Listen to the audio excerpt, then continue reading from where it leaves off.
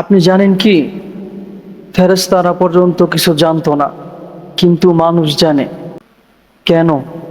আল্লাহ তাআলা আদম আলাইহিস সালামকে এমন কিছু শিখালেন যা বদলে দিল সবকিছু। এ ব্যাপারে আল্লাহ তাআলা বললেন,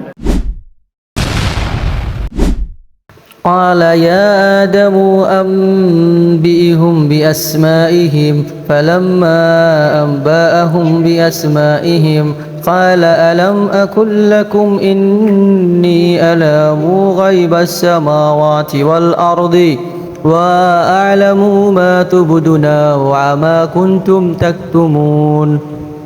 আর তিনি আদমকে সব কিছুর নাম শিখালেন। তারপর যেসব জিনিস ফেরেশতাদের সামনে উপস্থাপন করলেন এবং বললেন, তোমরা যদি সত্যবাদী হও তবে এসবের নাম আমাকে বলে দাও।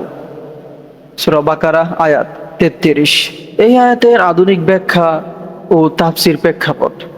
এই আয়াতটি হযরত আদম আলাইহিস সালামকে আল্লাহ তাআলা কিভাবে বিশেষ জ্ঞান প্রদান করেছেন এবং ফেরেশতাদের সামনে তার মর্যাদা প্রতিষ্ঠিত করেছেন তার ব্যাখ্যা করেছেন। এটি মানব জাতির জ্ঞান ও বুদ্ধিমত্তার মর্যাদা বোঝানোর অন্যতম স্পষ্ট দৃষ্টান্ত। ব্যাখ্যা ১। আল্লাহ আদমকে সবকিছুর নাম শিখালেন।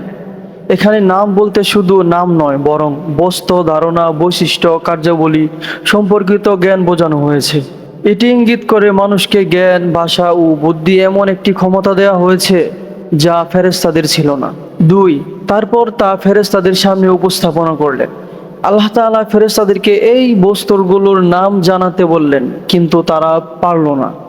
এটা প্রমাণ করলো মানুষ কিছু নির্দিষ্ট গুণে ফেরেশতাদের চেয়ে বিশেষ মর্যাদাপ্রাপ্ত।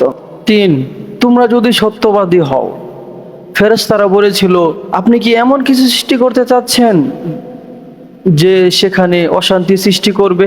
তখন আল্লাহ তাআলা তাদেরকে দেখাতে চাইলেন যে আদমের মধ্যে এমন কিছু আছে, যেমন জ্ঞান যা রয়েছে ফেরেশতাদের তা নেই।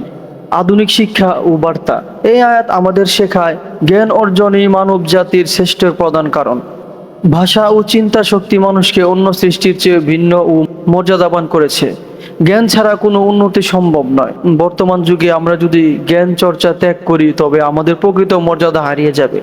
ইসলামে প্রথম ওহী ছিল ইকরা, পড়ো। এটি তোমার আয়াতের শিক্ষার ধারাবাহিকতা।